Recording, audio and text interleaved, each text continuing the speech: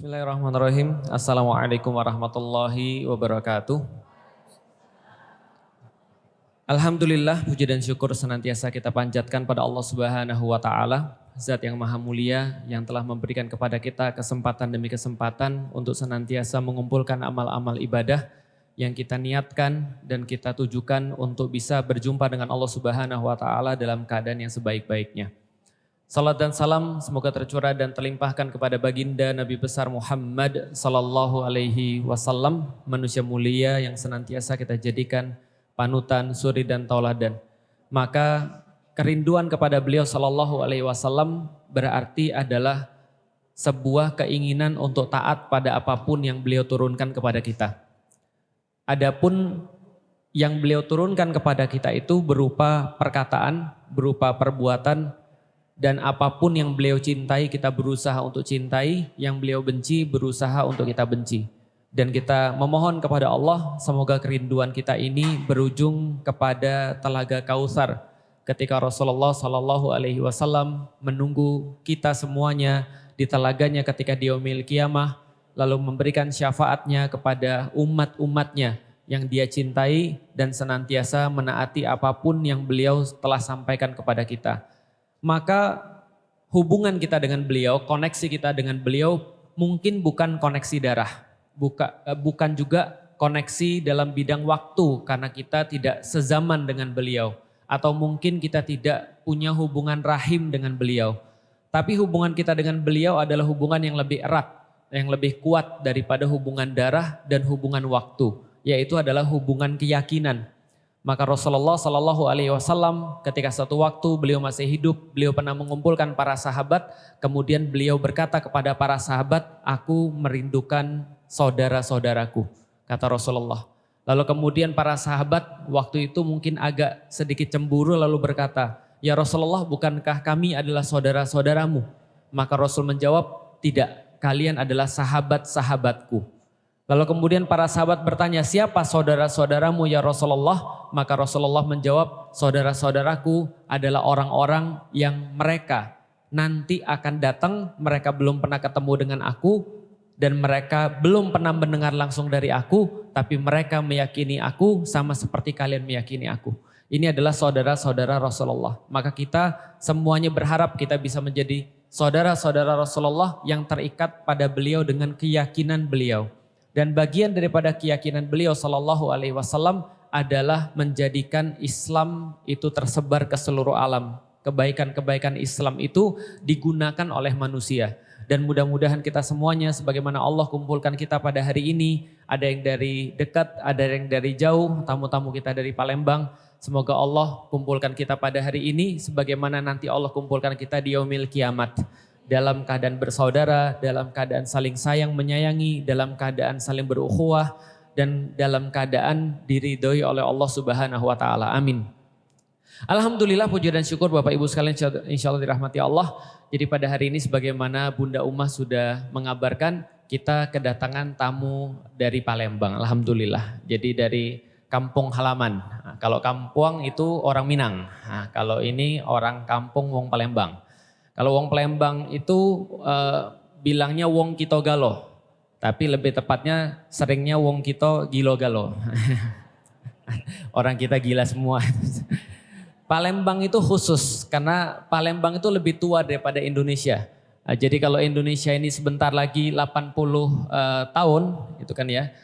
Palembang itu kotanya sudah berusia 1342 tahun.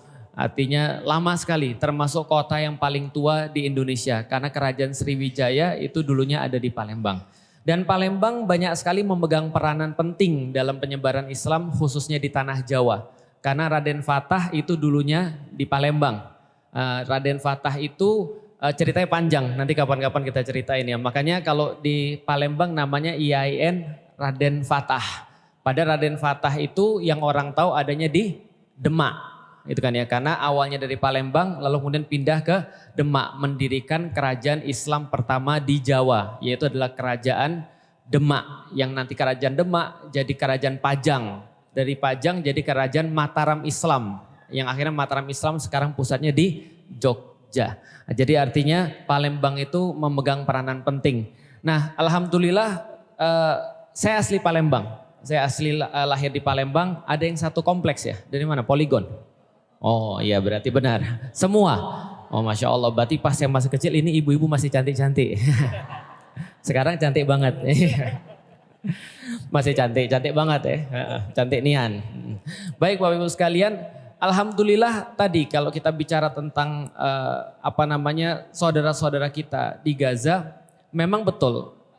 Sekitar 3 bulan terakhir ini saudara kita sedang menghadapi sebuah kondisi yang memang berlainan dengan kondisi-kondisi yang kemarin. Kita sudah pernah bahas beberapa waktu yang lalu bahwa kalau seandainya 2 tahun yang lalu saudara-saudara kita di Gaza itu ditembakin, lalu kemudian dibom, lalu kemudian dibunuh secara nyata. Maka sekarang mereka mendapati satu kekejaman dalam bentuk yang lain, yaitu adalah dilaparkan. Yaitu adalah mereka dipaksa untuk menderita musibah kelaparan. Sebenarnya bukan sebuah hal yang normal, tapi itu adalah dibuat oleh penjajah Israel itu tadi. Gimana mereka diputus seluruh logistiknya sehingga orang-orang itu dipaksa untuk punya problematika dalam hal yang paling instinktif, yaitu adalah lapar. Jadi coba ya, kita coba lihat dulu di dalam Islam, di dalam Al-Quran. Di dalam Al-Quran Allah Subhanahu wa Ta'ala itu memberikan 2 hal yang paling dasar yang ada pada manusia. Itu di dalam surat Quraisy. Li'ilafi Quraisy, ilafihim rihlatas syita'i was-saif, falyabudu rabb hadzal bait. Dan kenapa kalian tidak beribadah pada Allah? Kenapa kalian harus beribadah pada Allah? Allah tanyakan kepada orang-orang, kenapa? Alladzi at'amahum min ju'i wa amanahum min khauf. Yaitu adalah Allah yang telah memberikan pada manusia 2 hal. Yaitu adalah rasa kenyang daripada lapar dan rasa aman daripada takut. Jadi kalau ada hal yang paling dasar yang dimiliki oleh manusia, yaitu adalah 1, rasa kenyang daripada kelaparan. Yang kedua adalah rasa aman daripada takut. Ini penting banget.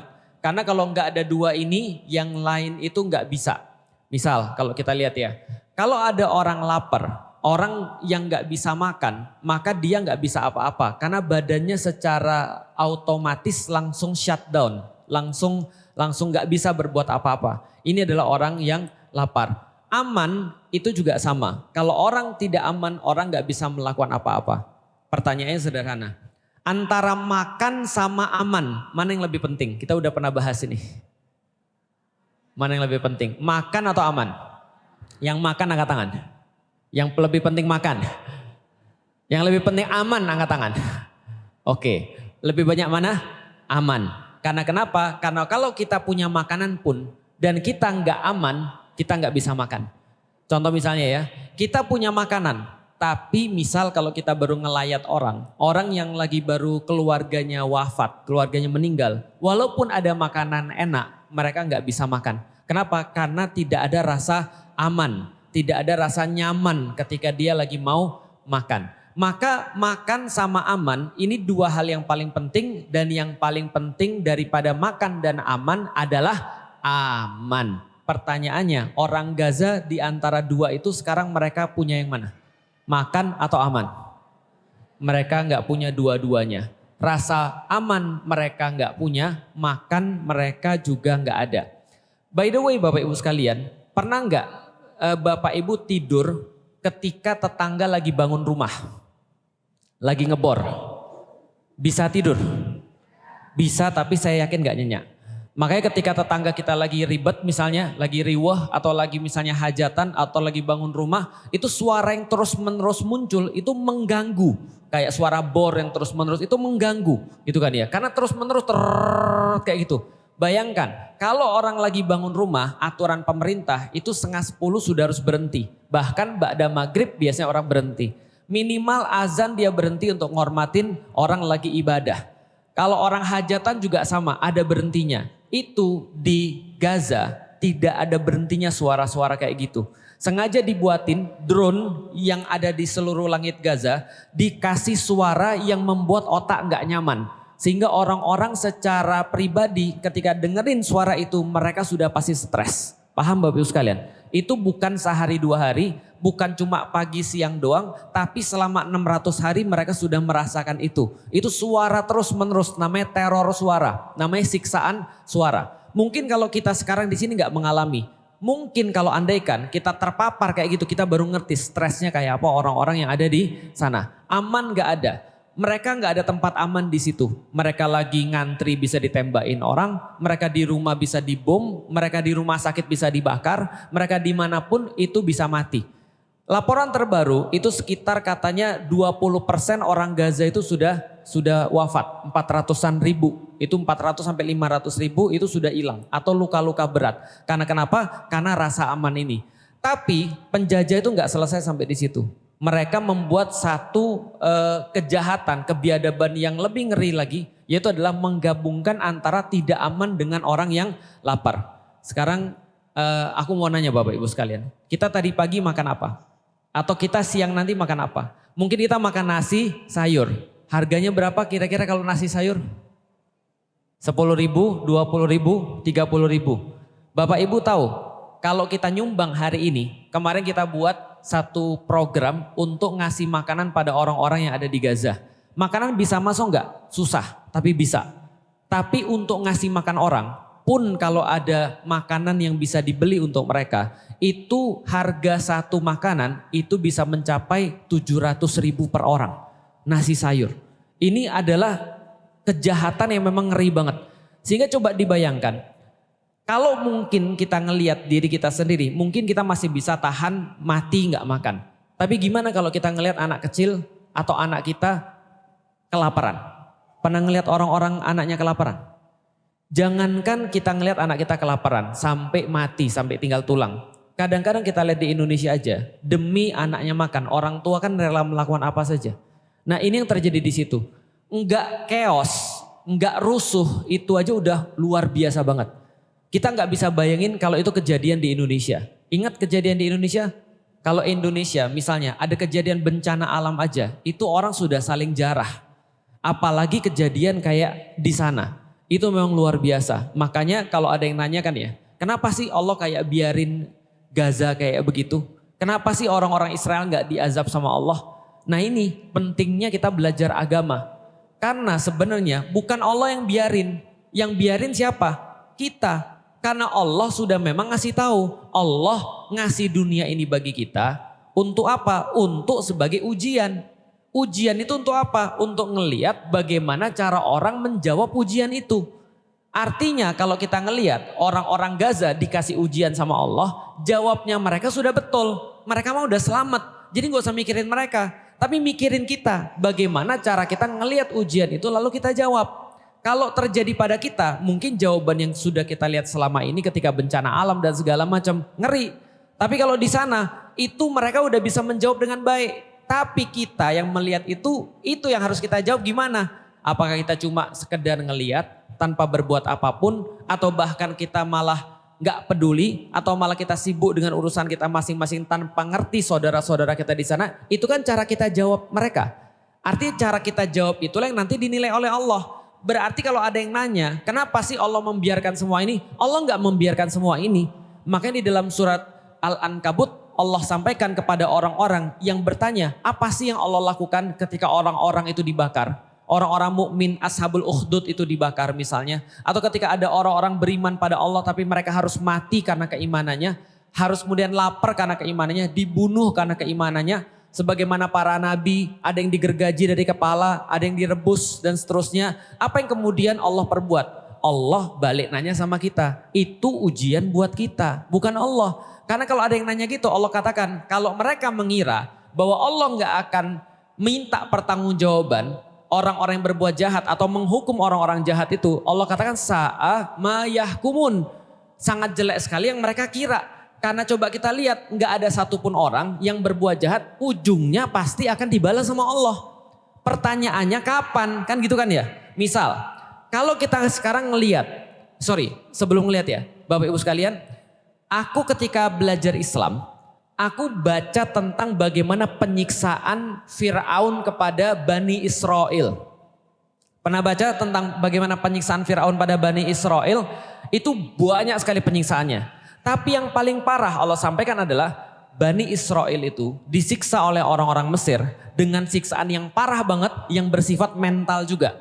Sudahlah mereka nggak dikasih makan, mereka juga disiksa dengan cara yang paling parah. Yaitu apa? Setiap ada anak yang lahir, coba bayangin ya. Jadi dibiarin dulu itu anak lahir, dibiarin dulu itu orang tuanya ngandung anak sampai 9 bulan. Lalu kemudian anaknya lahir, begitu anaknya lahir sudah ada petugas di depan.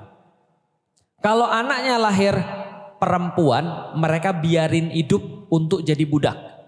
Kalau anaknya lahir laki-laki, maka langsung disembelih di depan ibu yang baru ngelahirin. Paham kira-kira maksudnya? Seperti apa kemudian seorang ibu ketika anaknya lahir disembelih di depan mata dia. Dan ketika aku baca Quran, sampai pada ayat itu berkali-kali Allah sampaikan siksaan Fir'aun kepada Bani Israel. Aku kayak gak percaya, ada ya manusia sekejam itu. Fir'aun kejem banget. Dan dia bisa buat orang-orang yang ada di bawahnya, semua tentara-tentaranya sama kejemnya kayak dia. Benar gak? Coba bayangin, ada bayi yang baru lahir disembelih di depan ibunya. Yudzabbihuna abna'ahum, itu maksudnya adalah diginiin, bukan cuma disembelih, digorok di depan ibunya. Emang ada orang sesadis itu yang bisa membuat tentara-tentara orang-orang sesadis itu? Kita berpikir, apa tentara-tentara yang gak ada yang nolak ketika disuruh untuk bunuh anak-anak ini? Tapi kenyataannya kita tahu di dalam Al-Quran itu terjadi. Dan terjadinya bukan setahun 2 tahun. Terjadinya puluhan tahun. Sampai Musa gede. Ya kan? Artinya apa yang bisa kita lihat? Yang bisa kita lihat adalah orang-orang yang berbuat kebiadaban kayak gitu di dalam Al-Quran. Waktu aku baca Al-Quran aku mikir, emang ada orang yang sejahat dan sebiadab itu? Ternyata sekarang kita lihat kan. Dan kita baru lihat 2 tahun loh. Di zaman dulu Bani Israel ngelihat itu berapa tahun? Berpuluh-puluh tahun mereka ngelihat itu. Sampai mental mereka akhirnya hancur. Apa buktinya hancurnya mental mereka? Ketika mereka diselamatkan oleh Musa, maka mereka bilang mendingan kami di bawah Fir'aun. Di bawah Musa harus melintasi padang pasir, panas, gak jelas, gak punya rumah, gak ada kepastian. Sementara kami dulu di bawah Fir'aun, walaupun anak kami disembelih oleh Fir'aun, tapi kami masih bisa hidup. Paham? Mentalnya hancur. Karena berpuluh-puluh tahun mereka dibiasakan bahwasanya mereka itu menerima kezoliman dan kebiadaban di depan mata. Ini yang mau dilakukan oleh orang-orang Israel sekarang. Ingat ya, Israel bukan Bani Israel. Bani Israel itu di dalam Al-Quran. Israel beda lagi. Tapi kelakuannya juga jauh berbeda. Kenapa? Karena kelakuan Israel yang sekarang, mereka pengen kita menormalisasi yang namanya pembunuhan itu biasa. Paham kira-kira maksudnya? Coba lihat ya. Dulu ingat gak ketika ada seorang laki-laki berkulit hitam dipiting sama polisi meninggal karena gak bisa napas. Pernah ingat? Lalu kemudian seluruh dunia punya hashtag Black Lives Matters. Kulit hitam itu punya harga nyawanya. Artinya tidak boleh satu orang kulit hitam mati karena rasisme di Amerika. Seluruh Amerika gejolak gara-gara satu kulit hitam mati. Pertanyaannya sekarang yang mati di Gaza berapa banyak? Kenapa orang-orang gak ada yang berbuat sama seperti kemarin? Problemnya karena kita dipaksa membiasakan diri ngelihat orang mati. Kita udah ngelihat segala macam. Dan yang Israel pengen adalah pengen agar kita biasa dengan semua itu. Seolah-olah sehari-hari itu memang udah biasa begitu. Baca lagi misalnya di Instagram ada orang mati. 16 orang mati kelaparan, tinggal tulang, matanya sudah cuma ngelihat gitu aja. Kita bilang biasa. Kalau misalnya orang Palestina biasa. Kalau itu adalah orang Muslim biasa. Tapi begitu melihat misalnya ada orang barat yang mati misalnya, itu jadi kayak istimewa banget. Paham gak kira-kira maksudnya? Mereka mainnya di pikiran, bukan mainnya di fisik. Makanya kalau dalam teori genosida itu punya teori. Ngomong-ngomong Bapak Ibu sekalian, genosida itu adalah apa? Pembantaian orang secara masif, itu namanya genosida. Menghilangkan satu ras secara umum atau satu tempat dikosongin secara umum. Namanya pembantaian masif, itu namanya genosida. Dan itu ada teorinya. Apa teori genosida? Teori genosida itu mengatakan 80% genosida itu dilakukan di otak dulu, di kepala dulu. Maka kalau sudah kepalanya selesai, 20% mah gampang. 20% mah mudah. Kenapa? Karena semuanya sudah ada di kepala, udah selesai. Misal contoh, sekarang aku mau nanya. Kalau ada orang nyembelih ayam sama ada orang nyembelih kucing, kira-kira yang masuk berita yang mana? Nyembelih kucing. Pertanyaannya, sama-sama enggak binatang? Sama-sama binatang. Beda Ustadz, kucing itu lucu. Karena kita sudah biasa. Kita udah biasa ngelihat ayam disembelih. Kita udah biasa makan ayam. Tapi kita nggak biasa ngelihat kucing disembelih. Maka seolah-olah nyembelih ayam sama nyembelih kucing itu lebih parah nyembelih kucing. Paham nggak sampai di sini? Tapi kan kalau dilihat sama-sama binatang kan? Paham nggak maksudnya? Artinya di sini dulu sudah. Oke, maksudnya apa Ustaz? Oke, nih aku cerita. Kenapa genosida itu adanya di kepala kita? Dan tujuan mereka menormalisasi pembunuhan-pembunuhan ini. Coba lihat ya. Ini cerita nyata. Ada orang di Gaza melihara anjing. Dan ketika itu dia ngeliatin bagaimana orang-orang muslim itu menghormati segala macam bentuk kehidupan termasuk anjing. Meskipun kita tahu orang Gaza Syafi'i sama kayak kita. Mereka tidak memasukkan anjing ke dalam rumah. Mereka cuma ngasih makan binatang-binatang manapun. Karena mereka sayang sama semua bentuk kehidupan. Nggak kucing, nggak anjing, semuanya terus kemudian mereka kasih makan. Lalu kemudian media barat ngelihat bagaimana anjing ini menderita di bawah pendudukan Israel. Atau di bawah penjajahan dan di bawah kebiadaban Israel yang sekarang. Saking parahnya mereka terus kemudian ngasih terus kemudian keren banget nih orang, hebat banget nih orang, anjingnya kesian banget dan segala macamnya. Dan teman-teman tahu apa yang terjadi akhirnya? Ada orang bilang gimana caranya kita bisa ngeluarin anjing ini dari Gaza. Karena dia kesian. Akhirnya setelah lobby banyak anjing satu ini bisa dikeluarin dari Gaza. Lalu kemudian yang punya anjing itu nulis, yang buat aku sedih adalah bagaimana dunia itu bisa ngelihat nyawa anjing itu lebih penting daripada nyawaku. Paham gak maksudnya? Bukan berarti kita bilang makhluk hidup gak penting. Bagi Islam bahkan anjing itu penting. Kita ngelihat banyak sekali anak-anak Gaza ngasih makan kucing padahal dia sendiri kurus. Gitu kan ya. Tapi masalahnya adalah kita itu sudah kayak dibiasakan bahwasanya nyawa orang-orang Gaza itu lebih penting daripada lebih nggak penting daripada nyawa anjing. Bisa difahami maksudnya? Artinya kita bisa ngelihat di sosial media ada binatang disiksa, lalu kita marah, bikin petisi, datengin rumah orangnya, dicari orangnya siapa. Tapi ketika kita ngelihat orang-orang mati tiap hari, bagi kita itu cuma angka. Paham nggak sih maksudnya? Ini mainnya di sini. Mohon maaf.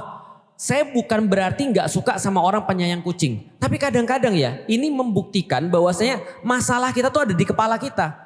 Kemarin aku ngeliat di Instagram. Di Instagram itu ceritanya ada ibu-ibu lagi buka gerbang.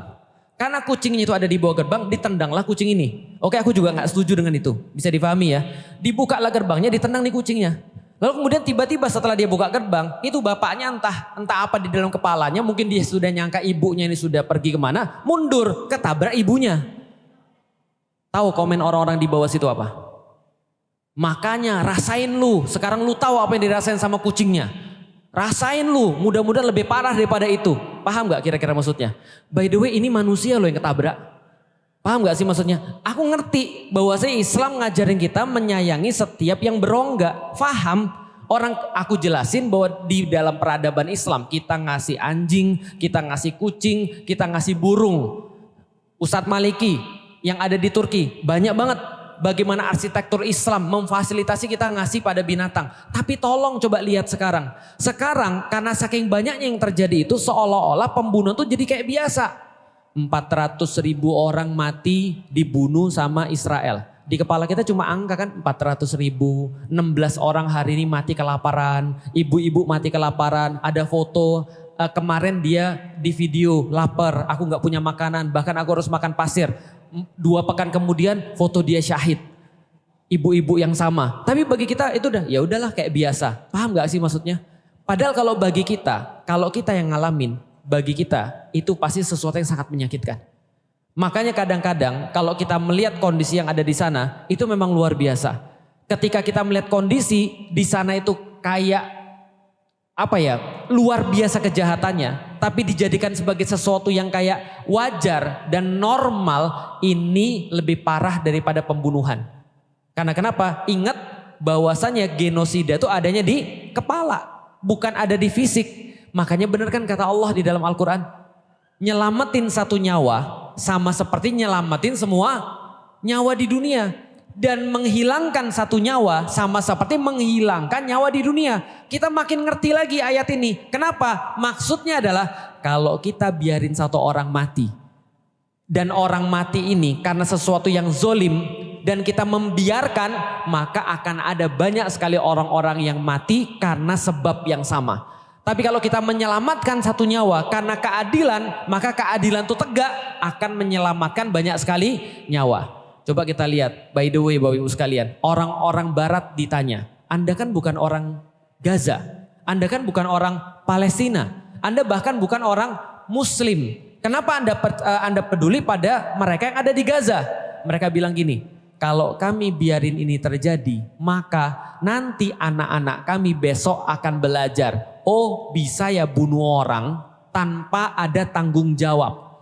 Paham gak kira-kira maksudnya? Oh, bisa ya bunuh orang, ngebantai satu negara tanpa ada tanggung jawab. Boleh ya kayak gitu ya? Berarti besok dunia seperti apa yang akan kita wariskan pada anak-anak kita? Dunia yang bisa menindas orang lain. Indonesia sama kan? Indonesia ketika merdeka, sebenarnya yang merdeka apa? Yang merdeka pemikirannya. Bahwasanya tidak boleh ada orang yang ditindas yang lain. Nasib ditentukan oleh bangsa yang lain. Yang namanya Londo, yang namanya orang-orang barat belum tentu lebih mulia daripada orang-orang yang lokal. Ini kan yang disadari. Ketika disadari maka mereka merdeka. Artinya apa? Yang mereka berkembang itu adalah pemikiran yang berkembang. Ketika pemikirannya berkembang itu diwariskan pada anak-anaknya. Besok-besok gak boleh lagi ada yang menjajah kita. Besok-besok gak boleh lagi ada yang lebih utama daripada kita. Ibu-ibu dan bapak-bapak tahu, kondisi Palestina yang sekarang sama kondisi kita ketika terjajah sama aja. Dan di tempat-tempat yang lain terjajah sama. Apa ciri-cirinya? Yang tempat-tempat yang terjajah selalu dibedain antara orang-orang yang layak mati dalam tanda kutip dengan orang-orang yang lebih mulia. Paham gak maksudnya? Coba lihat. Pernah lihat video-video orang-orang Israel? Mereka meyakini mereka apa? Kami adalah manusia terpilih. We are the chosen people. Kita adalah manusia terpilih. Tuhan yang milih kami. Maka yang lain mereka sebut apa? Goyim. Tahu goyim? Goyim itu adalah kaum selain Yahudi. Artinya apa? Tidak sama dengan Yahudi. Antara goyim sama binatang sama. Ini keyakinan mereka. Maka ketika mereka bunuhin orang-orang Palestina, bunuhin orang-orang Muslim, mereka nyamain itu dengan bunuhin ayam. Paham sampai di sini? Betapa banyak kan video-video. Coba lihat deh video-video di Instagram ataupun di YouTube ataupun di mana-mana. Ada orang-orang ngewawancarai anak-anak yang sekolah di Israel. Mereka ditanya, besok mau jadi apa? Aku mau jadi tentara. Ngapain? Usir seluruh orang-orang Muslim. Usir seluruh orang-orang Arab. Kenapa? Mereka tidak layak. Ini tanah kami, dijanjikan kepada kami kaum yang terjanji. Paham sampai di sini? Semua penjajahan selalu dimulai dengan ide sederhana. Apa? Aku lebih baik daripada dia. Kata-kata siapa itu? Kata-kata siapa itu? Iblis. Ana khairu minhu. Aku lebih baik daripada dia. Gitu kan dia. Maka itu ide yang sama yang ada di Israel itu. Coba lihat bagaimana yang terjadi di Indonesia. Di Indonesia sama. Makanya aku sering bilang, ibu-ibu pulang coba cek akte kelahiran. Coba cek akte kelahiran. Itu salah satu contoh Anda itu dibedain derajatnya. Misal ya, ibu-ibu nanti cek akte kelahiran. Akte kelahiran aku sama akte kelahiran ibu-ibu udah pasti beda. Karena Belanda dulu ketika mereka menjajah Indonesia, mereka bagi 3. Orang-orang tuh dibagi 3. Yang paling tinggi namanya Europanen. Orang-orang Eropa, orang Jerman, Belanda, Inggris itu paling tinggi tuh. Kelas 1. Yang kedua, mohon maaf, kelas 2, aku nih kelas 2. Orang-orang namanya Fremde Oosterlingen. Orang-orang yang lahir dari timur, India, Arab, Cina, itu masuk golongan 2. Golongan ketiga, Inlander. Bagus ya namanya ya. Inlander. Namanya apa? Inlander. Tahu Inlander itu apa? Pribumi. Inlander. Dan inlander dibagi dua lagi. Nanti ada nomor yang berbeda. Ada inlander Kristen, ada inlander Islam. Bedanya apa Ustadz? Kalau Anda kelas 1 itu kayak KTP, paspor, Anda bisa masuk kemana aja yang Anda mau. Anda bisa masuk ke pemerintahan, Anda bisa masuk sekolah, Anda bisa masuk apapun. Anda bisa dagang apa saja yang Anda mau. Kalau yang kedua, bisa dagang, bisa sekolah, tapi nggak bisa masuk pemerintah. Orang-orang Cina, maka orang-orang Cina selalu ada di sekitar pemerintahan Belanda. Inlander kira-kira bisa apa? Nggak bisa apa-apa. Mereka dieksploitasi, mereka boleh dibunuh dalam tanda kutip, mereka boleh diperlakukan tidak adil, mereka boleh diapain, mereka bisa digusur kapan saja, mereka tidak boleh punya kepemilikan dan seterusnya. Persis nggak yang terjadi di Gaza? Persis, bedanya kondisinya jauh lebih parah di Gaza sekarang. Nah ini yang terjadi pada penjajahan. Artinya Bapak Ibu sekalian kalau kita balik lagi, genosida itu mainnya di mana? Mainnya di sini. Dan mereka lagi ngetes agar mental kita ini sampai benar-benar bosen ngeliatin Gaza. Perhatian pada Gaza, perhatian pada orang-orang Palestina, menormalisasi sampai besok-besok nggak tahu berapa tahun lagi mereka lihat udah biasa kok Palestina itu dijajah, udah biasa kok memang itu tanah Israel. Karena kenapa? Kejahatan atau kesalahan yang diulang terus-menerus akan jadi sebuah kebenaran. Karena udah biasa, ini yang mereka inginkan. Mohon maaf Bapak Ibu sekalian, kita lihat sekarang seluruh dunia itu bangkit. Kemarin di Sydney, Australia itu ada aksi massa terbesar sepanjang sejarah. Gak pernah terjadi sebelumnya di Sydney. Untuk apa? Mereka menuntut apa? Gak ada menuntut ada kaitannya dengan Australia. Mereka buat aksi itu untuk solidaritas pada Gaza, Palestina. Paham maksudnya?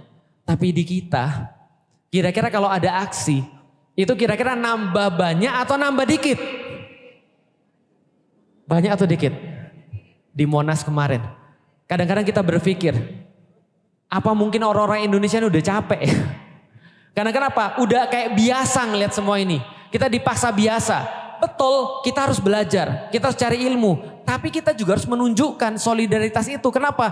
Orang-orang barat itu justru lebih semangat daripada kita. Padahal mereka bukan muslim. Kadang-kadang yang namanya perjuangan itu lebih sering ditentukan oleh bukan yang kuat tapi yang tahan. Bisa difahami Bapak Ibu sekalian. Makanya kan aku nyampein berkali-kali ketika kita mau melakukan apapun di dalam Islam. Islam itu punya formula.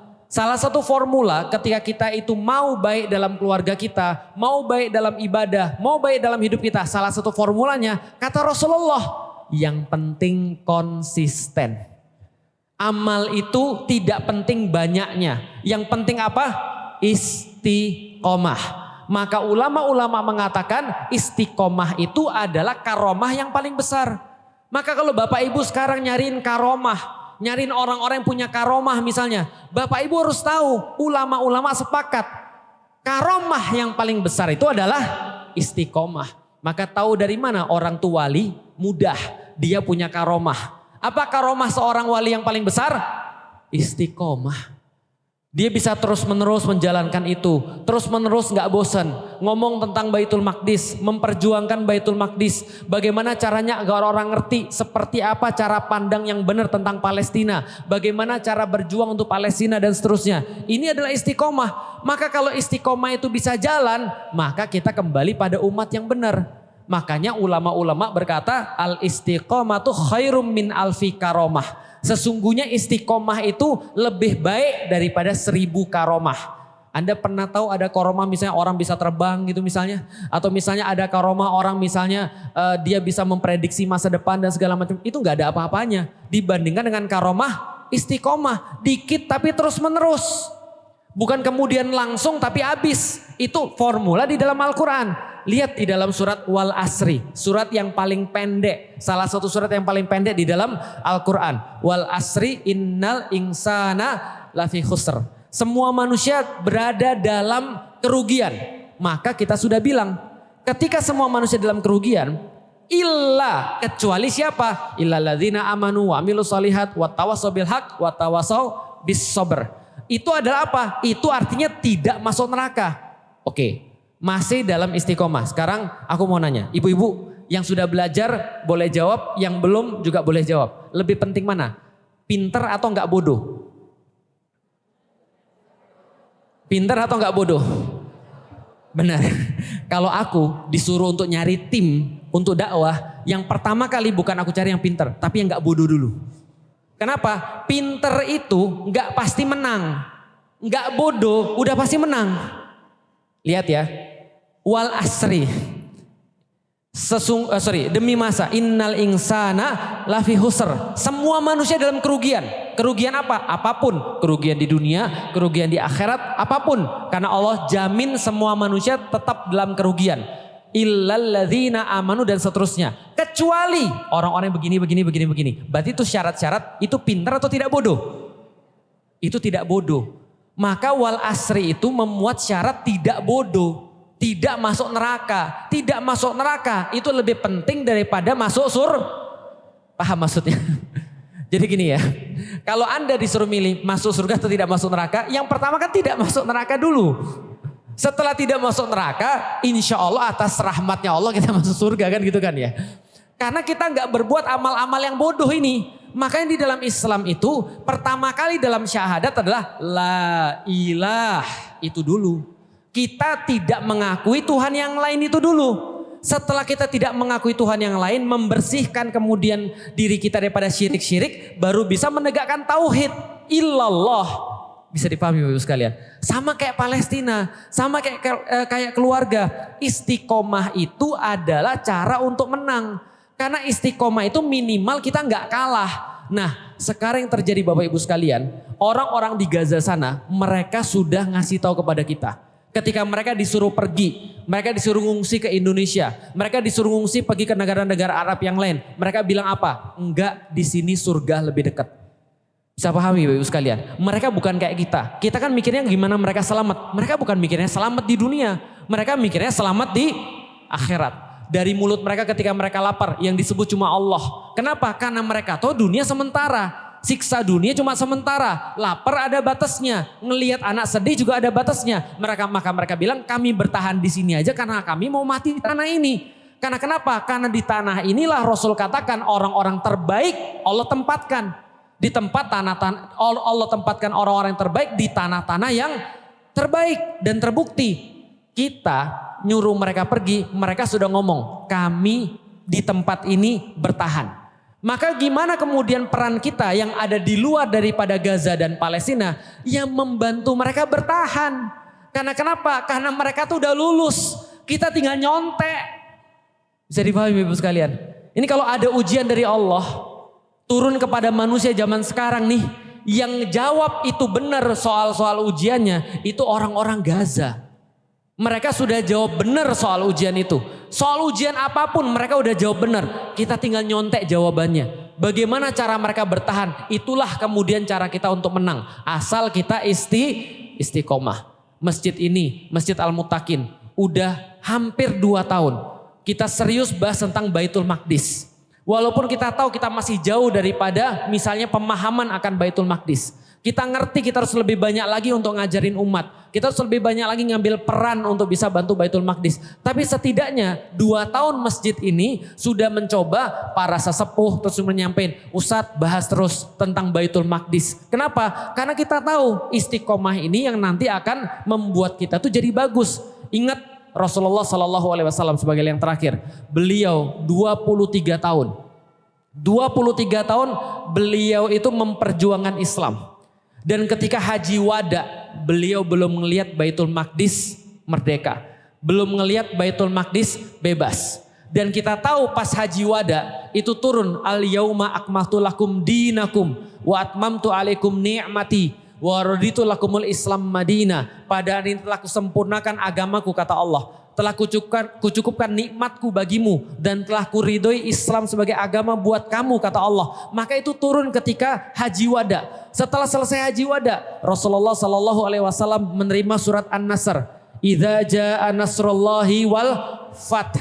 Telah datang pertolongan Allah dan kemenangan. Semua sudah selesai. Artinya apa? Ibnu Abbas mengatakan turunnya ayat ini sekaligus Allah kayak ngasih keputusan buat Nabi Muhammad. SK-nya sudah selesai. Paham maksudnya? Ini surat keputusan. SK-nya Rasulullah udah selesai. Sudah nggak ada lagi tugasmu lagi. Berarti apa? Semua tugas Rasul udah selesai. Tapi teman-teman tahu, setelah turunnya surat Al-Yawma akmaltu lakum dinakum, lalu kemudian turunnya surat Idza jaa nasrullahi wal fath, dan kemudian sudah selesai misi Rasulullah sallallahu alaihi wasallam di dunia dipastikan oleh Allah. Tapi Rasulullah ketika mulai sakit, ada satu yang Rasulullah kemudian lakukan, tetap mencontohkan keistiqomahan itu dengan mengirim pasukan Usamah bin Zaid pergi ke Baitul Maqdis. Dan kita tahu bahwasanya ini adalah memang kerja panjang. Tahu Usama bin Zaid? Aku ingetin lagi. Usama bin Zaid adalah anak daripada Zaid bin Harithah. Zaid bin Harithah adalah anak angkat Rasulullah yang Rasul kirim terus ke Baitul Maqdis. Akhirnya Zaid wafat ketika perang Mu'tah. Ketika perang Mu'tah wafat, Khalid ambil alih lalu kemudian mengalahkan pasukan Romawi balik ke Madinah. Tahu Bapak Ibu sekalian, orang-orang di Madinah bilang begini, pasukan pengecut lari dari medan perang. Masa kalian lari dari perang Mu'tah? Padahal 3 sahabat Rasul sudah wafat di situ yang besar. Kalian pengecut semua, kalian lari dari medan perang. Tahu apa kata Rasulullah? Enggak, mereka enggak pengecut. Mereka enggak lari dari medan perang. Mereka akan kembali lagi. Paham maksudnya? Rasul mencontohkan, hari ini enggak kelar, besok lanjutin. Bapaknya enggak bisa, anaknya turun. Kalau seorang laki-laki nggak ada lagi di muka bumi ini, anak-anaknya yang bakal gantiin mereka jadi laki-laki lagi. Ini perjuangan keistiqomahan Bapak Ibu sekalian. Maka kita memang mungkin bosen. Kita memang bisa jadi jenuh ketika melihat semua ini. Tapi Bapak Ibu sekalian, di situ letak perjuangannya. Ingat bahwasanya orang-orang Bani Israel mereka diuji dengan ketahanan mental dan mereka gagal. Sampai Allah kirim Nabi Musa. Sekarang kita lagi dalam ujian ketahanan. Berapa lama kita tahan untuk bahas tentang Baitul Maqdis? Berapa lama kita tahan perhatian pada saudara-saudara kita? Iya, duit kita akan habis. Bisa jadi, iya bisa jadi. Ini perjalanan panjang, napas kita harus panjang. Tiap hari ada terus kemudian donasi. Hari ini ada lukisan-lukisan yang sudah disiapin untuk kita donasi ke Gaza. Untuk kita bisa untuk menyumbangkan yang terbaik itu tuh. Untuk saudara-saudara kita di Gaza. Memang benar perlu sebuah nafas panjang. Tapi Bapak Ibu sekalian, coba aku sering nanya pada diriku sendiri. Andaikan kita ganti perannya.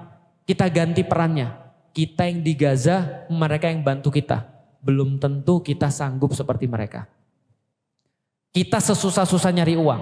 Sesusah-susah kita belajar tentang Baitul Maqdis. Pulang kita masih bisa meluk anak kita, betul.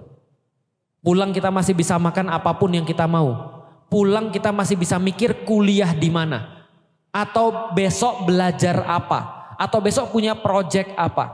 Mereka enggak. Kalau dibalik lagi. Andaikan kita dilahirkan di Israel misalnya. Apa kita masih mau untuk menerima kebenaran? Masih mau untuk berjuang di jalur yang benar? Artinya apa? Yang Allah kasih kepada kita itu udah yang paling bagus. Kita ada di Indonesia. Tugas kita yang paling tinggi derajatnya adalah belajar, datang ke kajian, belajar tentang Baitul Maqdis, belajar tentang Islam, merindukan Rasulullah. Itu tugas kita yang paling diharapkan oleh orang-orang Baitul Maqdis sekarang. Itu udah yang paling benar. Maka kalau cuma itu tugas kita, yang paling mulia yang bisa kita lakukan, belajar, bantu, doa, zikir, maka jangan sampai melakukan tugas kayak gini pun kita nggak becus. Aku cuma berharap sih mudah-mudahan kita lebih semangat ke depan. Kalau ada aksi, ayolah datang. Ayolah berpartisipasi, gimana caranya. Kita tuh muslim, jangan sampai kerjaan kita tuh dikerjain sama orang-orang yang kafir. Kita tuh udah bersyahadat dan syahadat kita itu artinya menjadi warga internasional. Peduli pada orang-orang seluruh dunia. Bukan hanya peduli bagi orang-orang di Bogor karena kita tinggal di Bogor. Atau misalnya di Palembang karena misalnya ibu-ibu tinggal di Palembang. Atau Indonesia karena kita orang Indonesia. Cuma Indonesia kan begitu kan ya. Nantilah kita bahas Indonesia mungkin setelah nanti dari Ustadz Maliki ya. Baik silakan Ustadz Maliki kalau ada yang mau ditambahin. Bismillahirrahmanirrahim. Assalamualaikum warahmatullahi wabarakatuh. Alhamdulillahirrabbilalamin. Wassalatu wassalamu ala sayyidina Muhammadin wa ala alihi wa sahbihi ajma'in.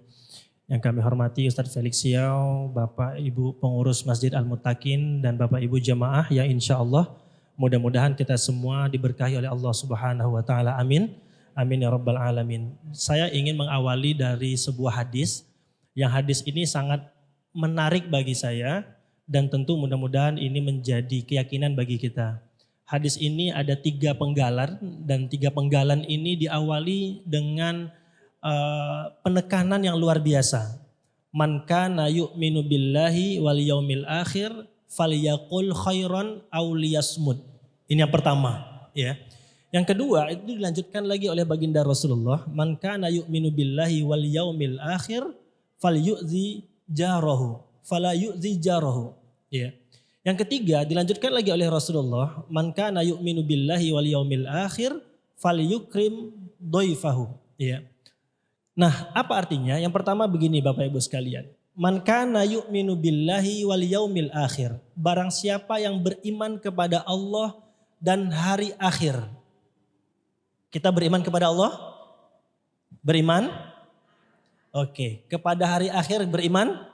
Beriman. Falyaqul khairan aw liyasmut. Maka hendaklah untuk mengatakan kalimat-kalimat yang baik, atau kalau nggak bisa ngomong baik, maka lebih baik diam. Dan Allah mengatakan, waman ahsanu qawlam mimman da'a ilallah. Omongan siapa yang terbaik kecuali omongan yang mengajak ke jalan Allah. Jadi kalau kita itu pengen ngomong, maka pastikan obrolan kita ini adalah obrolan yang mendekatkan diri kita kepada Allah Subhanahu wa taala, ya. Jadi kalau kita beriman kepada Allah dan hari akhir, ucapan-ucapan kita adalah yang mengajak ketaatan kepada Allah atau lebih baik diam. Yang kedua, barang siapa yang beriman kepada Allah dan hari akhir, kata Rasulullah, maka hendaklah fala yu'zi. Jangan mengganggu tetangganya. Nah, ya, ini luar biasa ini. Jadi kalau kita itu tinggal di sebuah tempat, maka kita adalah orang yang paling baik kepada tetangga kita. Dan itu perintah oleh Rasulullah SAW kepada kita. Ya. Dan Masya Allah, ya. Yang ketiga, apa kata Rasulullah? Barang siapa yang beriman kepada Allah dan hari akhir, maka hendaklah dia memuliakan tamunya. Ya, jadi kalau ada tamu datang ke rumah, ya, atau tamu datang ke wilayah kita, maka sebisa mungkin kita memuliakannya, kita menghormatinya, kita menjamunya, ya. Dan inilah akhlak daripada Islam, dan kita berdoa pada pagi ini 3-3-nya hadir di dalam majelis kita. Majelis kita ini adalah majelis ilmu, perkataan-perkataan yang baik untuk kita ambil hikmahnya. Majelis kita ini adalah majelis yang Bapak Ibu di Al-Mutakin ini warga sekitar. Ini alhamdulillah kemarin juga Bapak Ibu pengurus Majelis Al-Mutakin kita makan siang bareng sama Pak RW, sama Pak RT, para asatis, para ustadz, para pengurus. Untuk kemudian Masjid Al-Mutakin memberikan dampak yang lebih luas, Ustadz. Ya.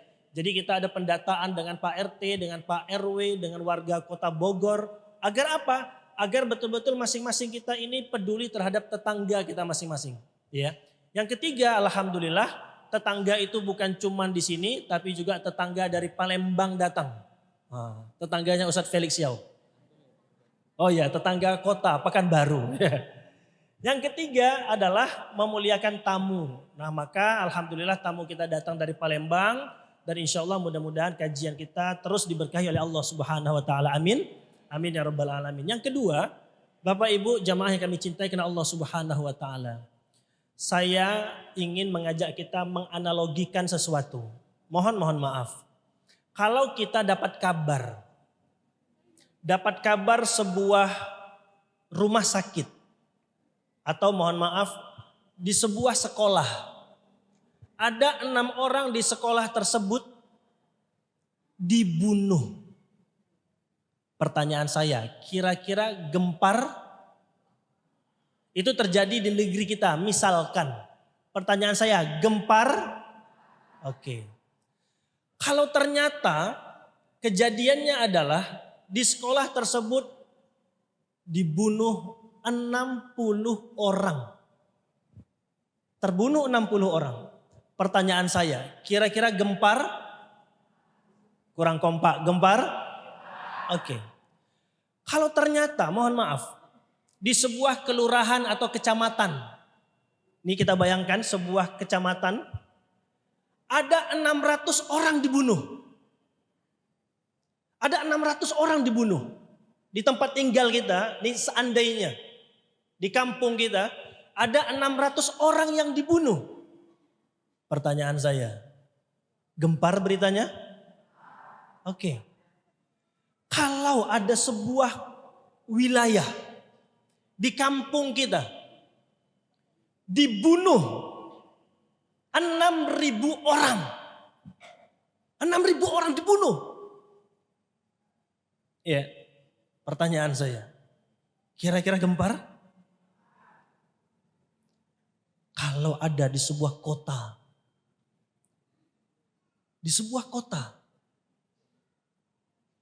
dibunuh 60.000 orang.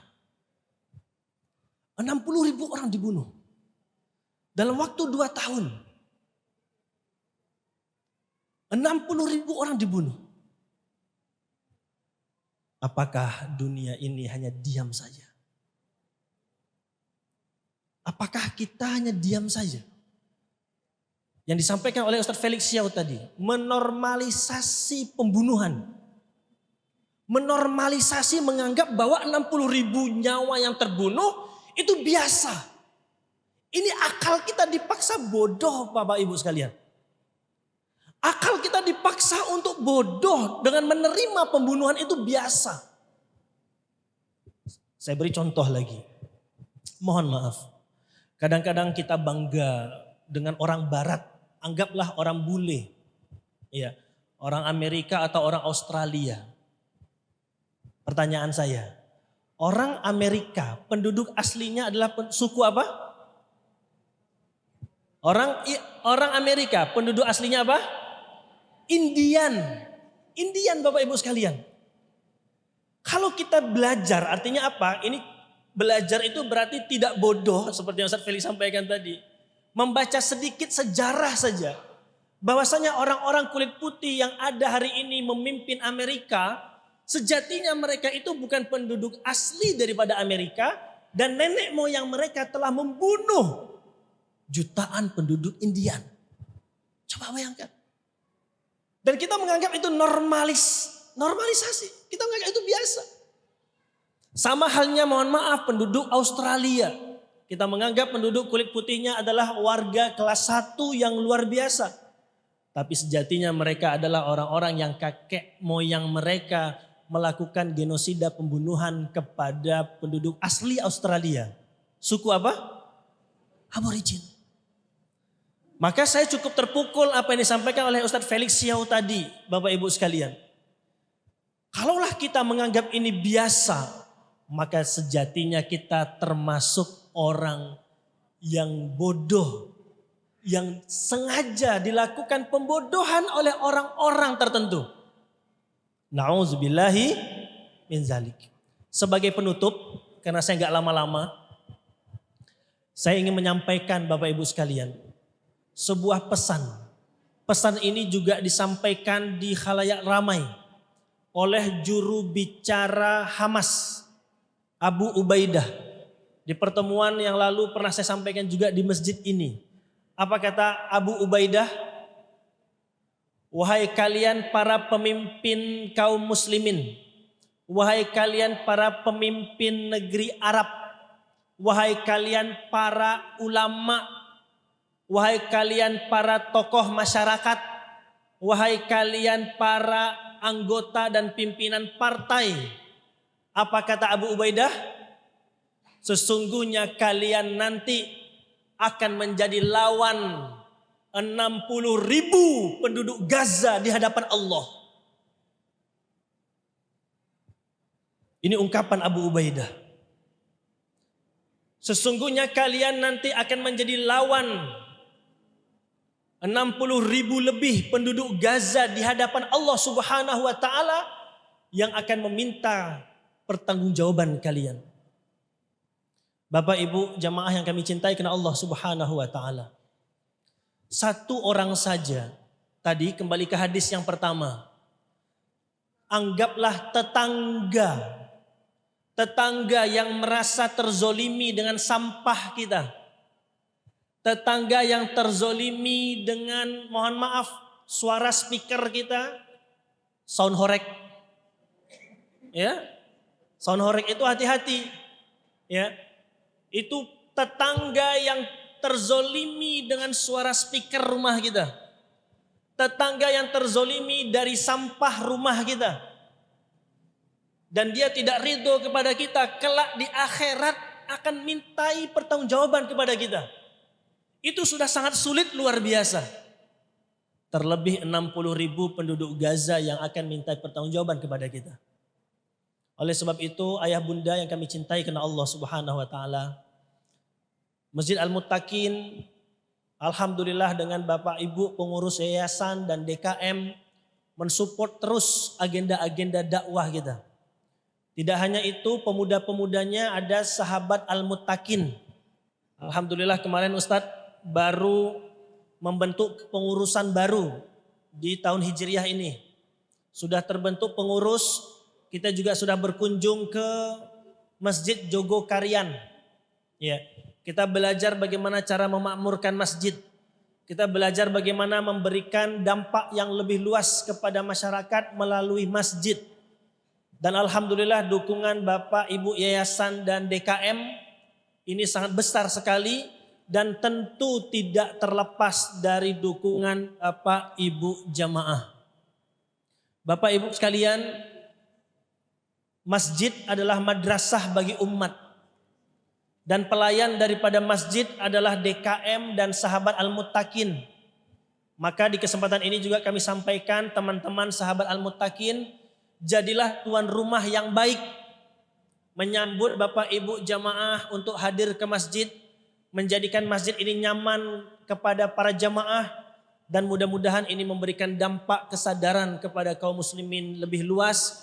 Dan mudah-mudahan dengan persatuan hati kita ini, Allah satukan kekuatan kita dan mudah-mudahan Allah satukan kepemimpinan kaum muslimin di seluruh dunia hingga memberikan kebebasan kepada Baitul Maqdis. Amin.